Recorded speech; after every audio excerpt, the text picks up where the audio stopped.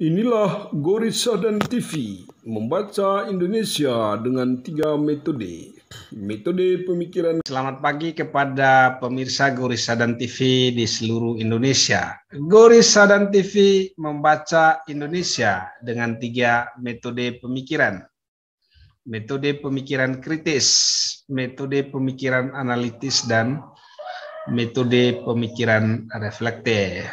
Pemirsa Gorissa dan TV yang kami cintai, pada kesempatan ini kita kedatangan tamu istimewa di studio. Beliau adalah Konstantinus Cahaya. Nah, Bapak Konstantinus Cahaya ini adalah orang yang mendirikan Cahaya Natural Farming. Jadi beliau ini sudah malang melintang ya di dalam merintis pertanian organik, pupuk kompos dan lain-lain sebagainya. Dan pada kesempatan ini kita berbicara panjang lebar dengan Pak Kons atau Bapak Kons terkait dengan Cahaya Natural Farming ya, inspirasi dan juga imajinasi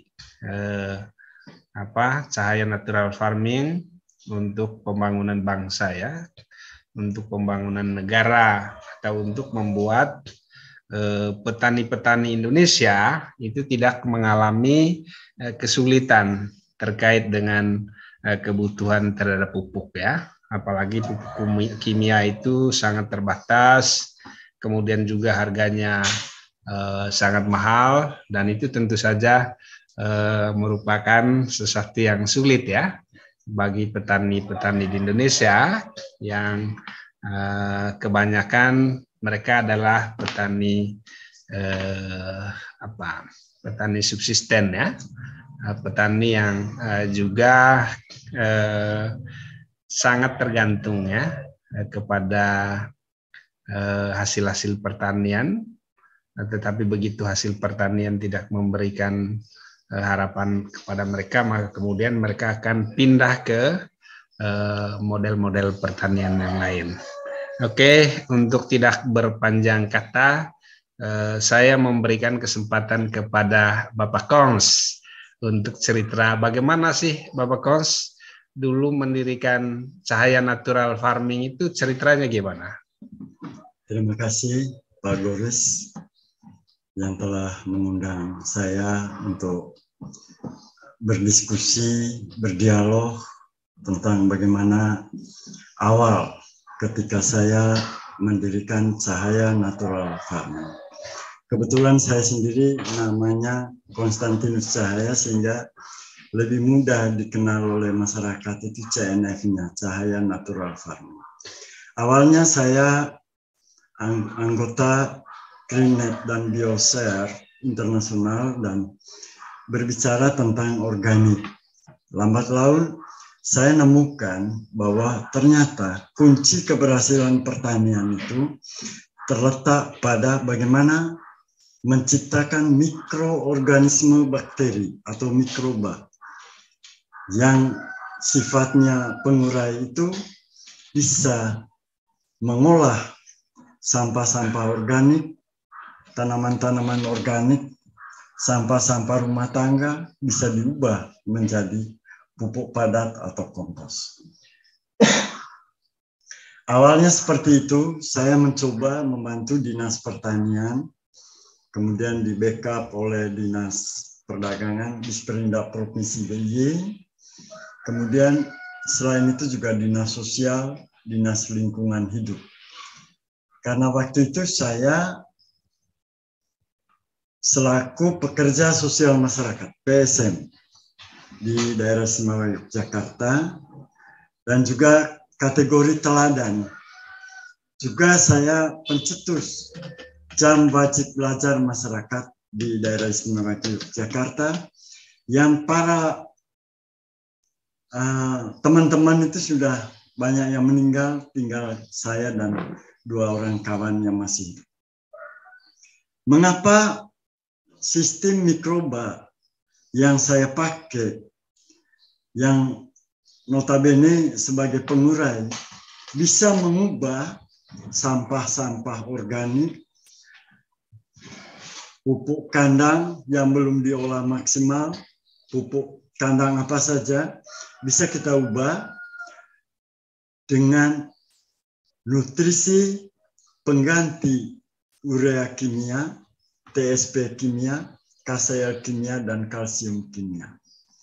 Lah dengan ilmu itu, di DIY saya meraih Kalpataru, penghargaan tertinggi lingkungan hidup tahun 2013 dan diterimakan tahun 2014 pada saat peringatan Hari Bumi di Tambak Boyo, Condong Catur, Depok, Sleman.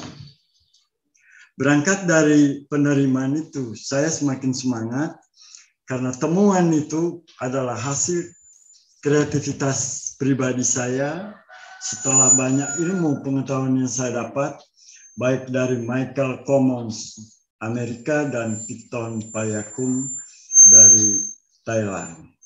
Lah, setelah saya mempelajari itu, juga guru saya juga waktu itu ahli pakan ternak dari Korea Selatan, banyak yang kenal, yang Dr. Chou. Beliau adalah ahli complete feed pakan ternak yang kimia.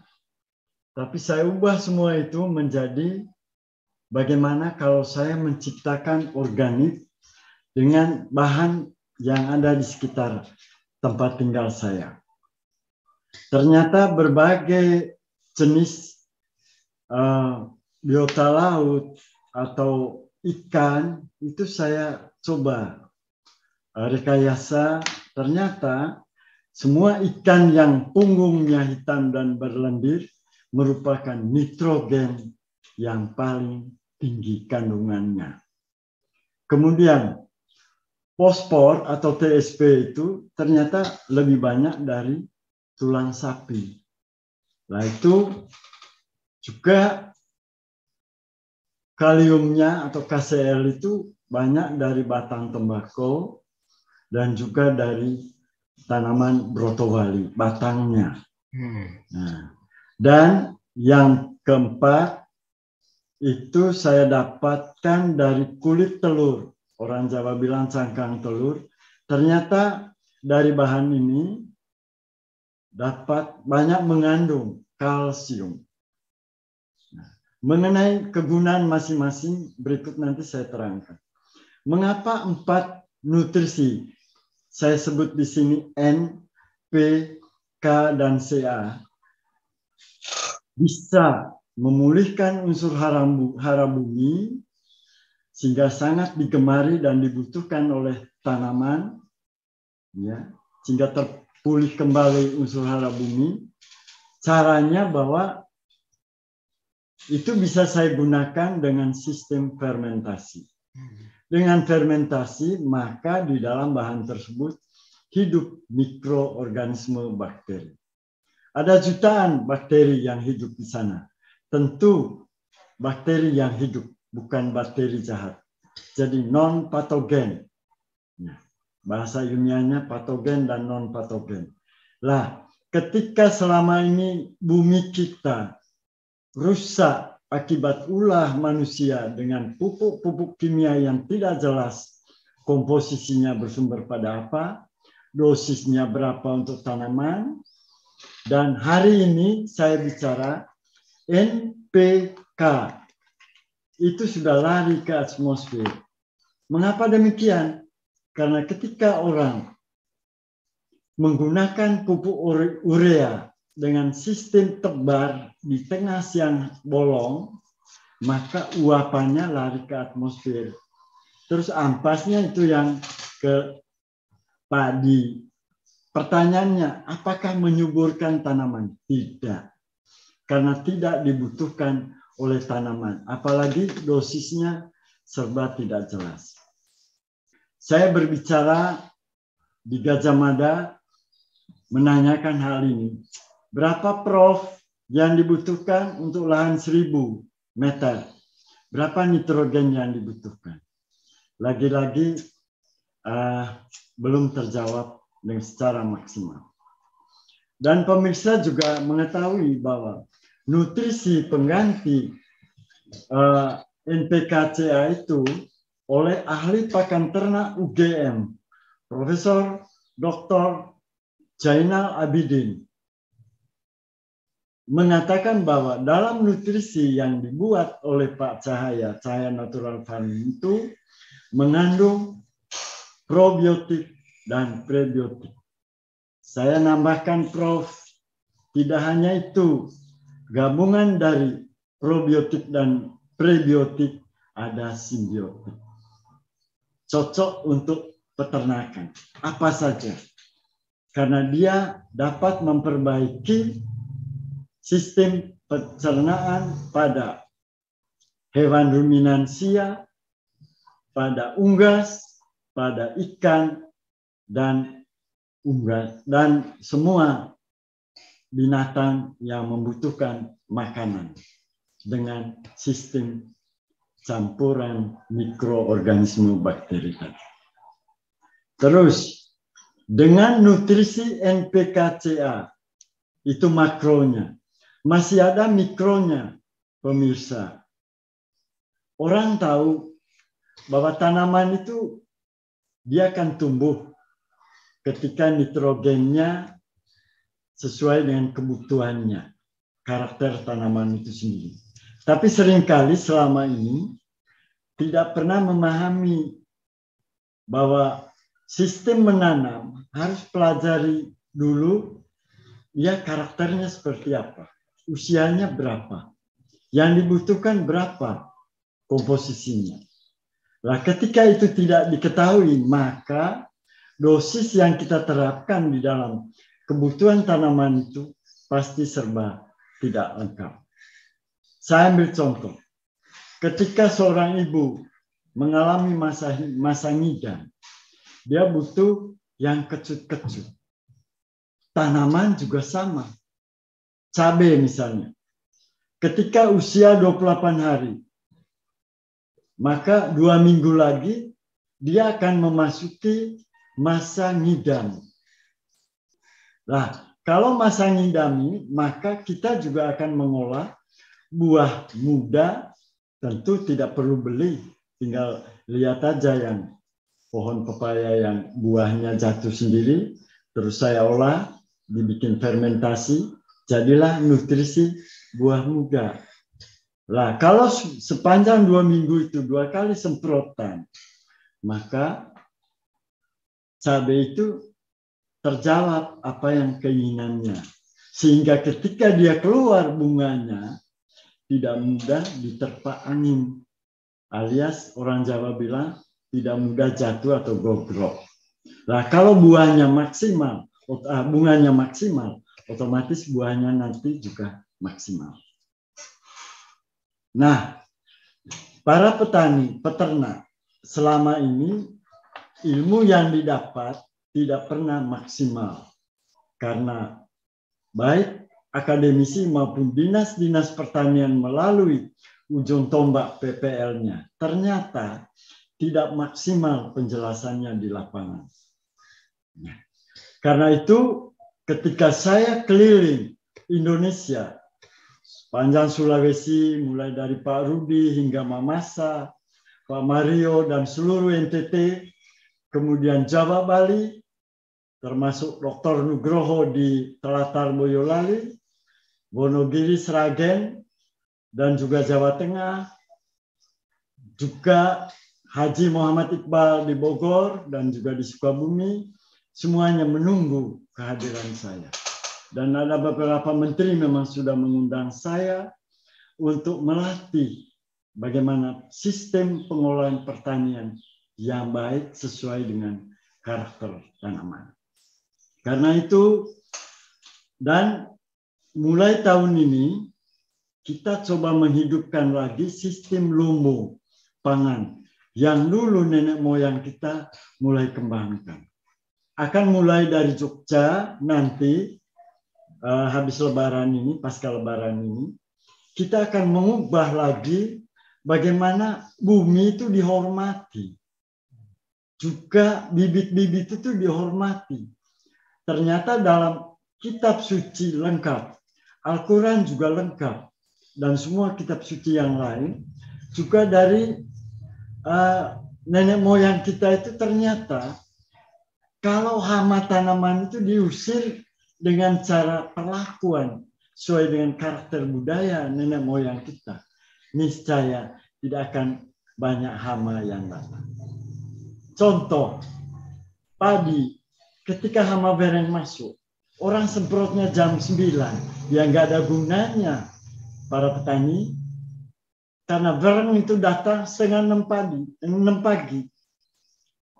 Dulu cara nenek moyang cukup bakar sabut kelapa di pagi hari itu, akan pergi hamanya. Tapi perlu diingat juga bahwa pupuk kimia sebagian besar mengundang hama dan penyakit. Karena semua binatang predator sudah dibunuh akibat dosis pupuk kimia yang tidak jelas. Contoh ketidakjelasannya pupuk kimia. Kapan nitrogen dibutuhkan atau urea dibutuhkan?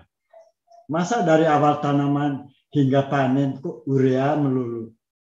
Padahal urea itu dibutuhkan hanya 28 hari ketika tanaman usia awal hingga dia tumbuh daun banyak. Itu nitrogen. Ketika tumbuh daun banyak, proses fotosintetisnya maksimal, masaknya di belakang daun itu maksimal, mengalir melalui batang tanaman hingga tumbuhnya mulut tanaman. Banyak orang nggak tahu apa itu mulut tanaman, akar serabu. Karena itu kita tidak hanya butuh kompos, kita juga harus punya nutrisi pengganti NPK-Ca, itu makronya, mikronya ada buah muda, ada buah matang, bahkan ada hormon penggemuk. Seperti hormon penggemuk untuk pertanian, semua tanaman pertanian, baik usia hortikultura maupun tanaman tahunan, dia butuh trichoderma. Dulu ada satu perusahaan Tiangxi, dia menjual trichoderma. Padahal trichoderma kita bisa ciptakan sendiri. Dari apa? Ya dari bambu. Karena di pohon bambu banyak mikroba, jutaan mikroba. Cuman perguruan tinggi belum menyentuh ke sana. Di pohon aren banyak mikroba. Dan seharusnya akademisi kita banyak penelitian di sana. Ada apa di pohon aren, ada apa di pohon bambu. Memang ketika saya berbicara di Gorissa dan TV, biar memancing tanya jawab. Ya. Boleh buktikan, dan semua saya sudah lihat pertanyaan saya, hasil pertanyaan saya, semua mengatakan lab organiknya saya natural farming terbaik berdasarkan hasil uji coba atau aplikasi di lapangan. Kata orang Jogja, ilmu ini bukan jarene ceritanya, bukan hanya omongan. Tapi ketika tataran aplikasi jelas di tanaman padi dia bisa tumbuh anakannya lebih dari 36. Terus malainya juga panjang, dihitung bulirnya bisa 300-an.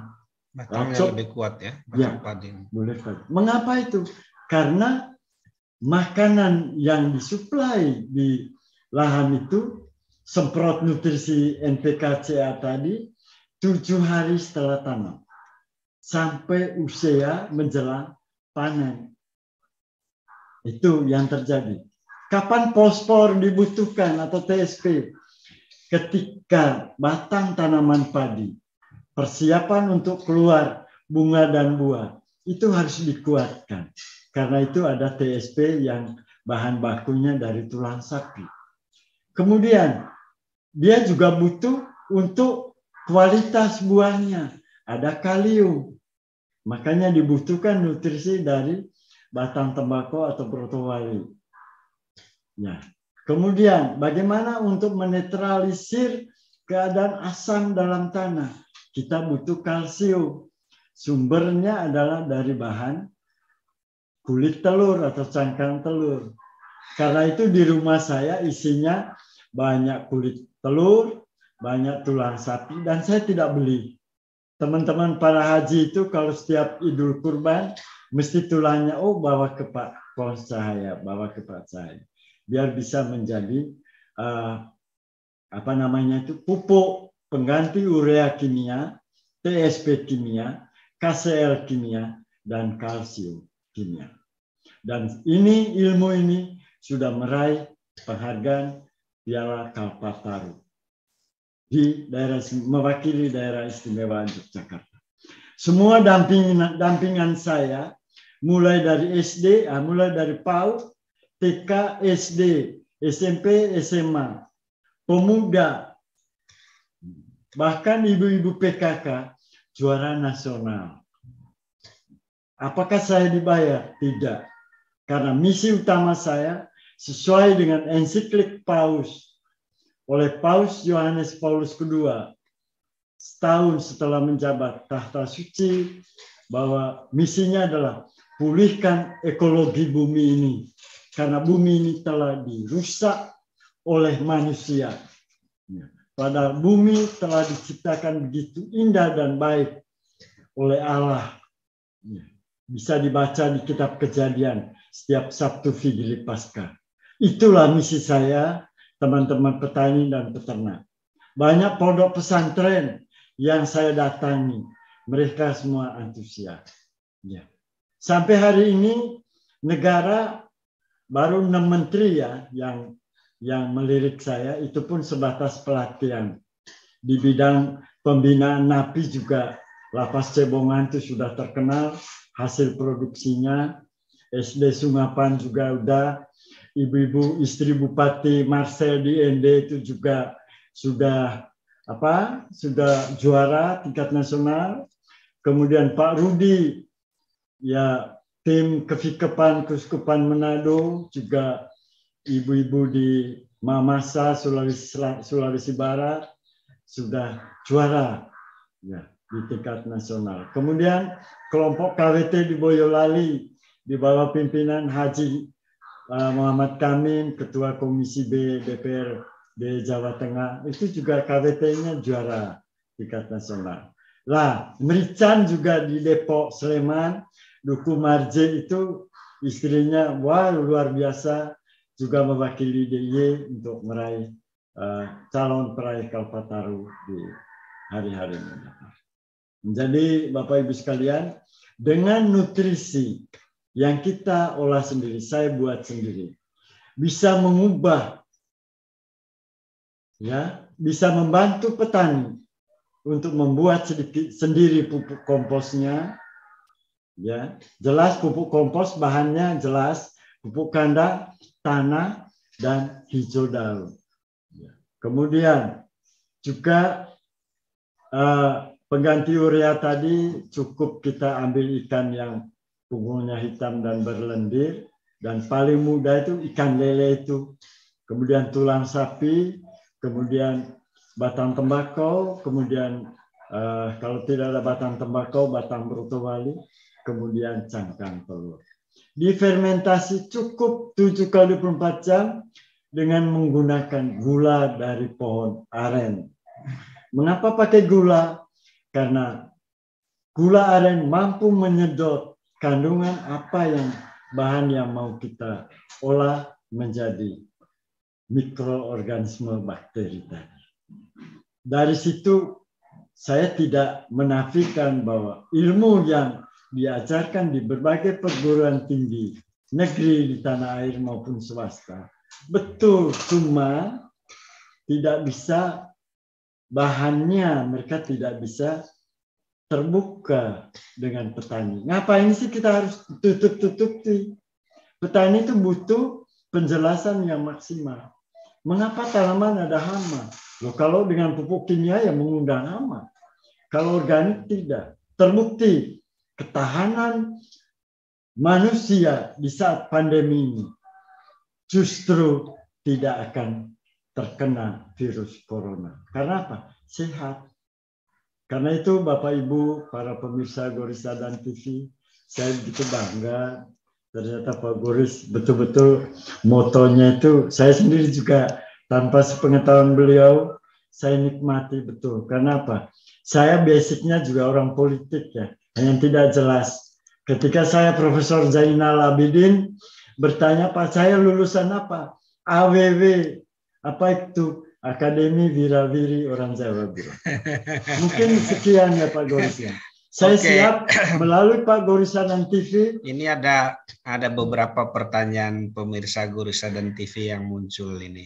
Ya. Yang pertama, bagaimana Bapak Kons menyebarluaskan ke seluruh Indonesia ilmu yang Pak Kons miliki? Beberapa daerah tadi sudah disampaikan ya, sudah mengundang Pak Kons ya untuk melakukan pelatihan kepada mereka. Saya juga pernah melihat sendiri Pak Kons juga memberikan pelatihan terhadap mahasiswa yang melakukan KKN, pendampingan terhadap mahasiswa yang KKN ya. Nah, bagaimana cara Pak Kons ini menyebarkan ilmu yang Pak Kons punya ke seluruh Indonesia, kemudian melalui organisasi atau jaringan apa saja? Ya, terima kasih Pak Goris Sadan. Sampai dengan saat ini, saya begitu senang apabila ada orang yang mengundang. Jadi uang mungkin ya boleh dikatakan jika jaraknya jauh, barangkali itu. Karena saya sendiri sampai hari ini juga tidak bisa mengendarai sendiri kendaraan karena maklumlah dari kampung ya mengendarai tanah ya. Jadi sampai hari ini saya tidak bisa bawa sendiri kendaraan. Ya cukup asal orang mau mendengar ilmu ini dan mau melaksanakan. Karena ilmu ini akan diterapkan secara maksimal, mengikuti SOP-nya pasti berhasil. Dan ini terbukti di semua komunitas itu juara. Ya baik lomba sekolah sehat maupun lomba adiwiata itu siap. Dan saya sendiri juga demi mengamankan penghargaan yang diberikan oleh pemerintah, ya saya harus banyak memberi edukasi terhadap petani. Oh gini loh caranya. Termasuk di DIY dulu, dinas-dinas itu saya melatih. Nah, ketika tadi ada yang bertanya, cara untuk melatihnya ya, saya diundang, dihubungi, saya akan datang. Ya. Syukur kalau transportnya disiapkan, itu aja. Materi komplit, termasuk untuk pakan ternak, hewan ruminansia. Bahkan ini perlu saya beritahu ya, orang tidak pernah tahu bahwa ruminansia itu apa. Mengapa disebut sapi itu pemamah biak? Ternyata dia memiliki 4 perut. Nah, kalau pakannya tidak dibantu pengurai tadi atau mikroba tadi, kapan dia gemuk? Ya. Karena itu harus ada protein, ada energi, ada serat. Unsur keseimbangan itu. Manusia pun sama. Makanya dulu terkenal dengan 4 sehat, 5 sempurna. Dan semua ilmunya cahaya natural farming ini, baik penggemuk juga ada, pestisida juga ada, fungisida juga ada. Tinggal sekarang siapa yang mau membackup itu aja. Sampai hari ini juga negara baru seputar mengundang pelatihan. Karena saya sendiri mungkin kalau berbicara di Senayan, saya akan caci maki kesalahan pembinaan terhadap kelompok tani selama sejak Indonesia merdeka sampai hari ini. Nah ini sebuah kelirumologi saya anggap. Terima kasih mungkin Pak Goris. Oke, Bapak Kons ya, luar biasa ya. Pertanyaan yang berikutnya adalah bagaimana sih supaya semakin banyak orang belajar sama Bapak Kons ya, tentang terutama mungkin mahasiswa-mahasiswa yang mengambil program studi ilmu pertanian atau pertanian ya. Bagaimana caranya? Saya juga melihat beberapa kali ya, ada beberapa mahasiswa dan juga alumni yang sering ke rumah Pak Kons untuk belajar tentang cahaya natural farming. Ya, yang jelas bahwa siapapun yang mengundang saya akan terbuka. Karena prinsip saya di usia 56 tahun ini, buat apa saya bawa ke liang kubur? Semakin banyak petani mengubah pola penanganan tanamannya dan ternaknya, semakin membahagiakan. Dan bumi dipulihkan unsur haranya. Sehingga saya berani katakan di sini, stop penggunaan pupuk kimia, pestisida kimia, bahkan pakan. Inilah Gorissa dan TV, membaca Indonesia dengan 3 metode. Metode pemikiran kritis,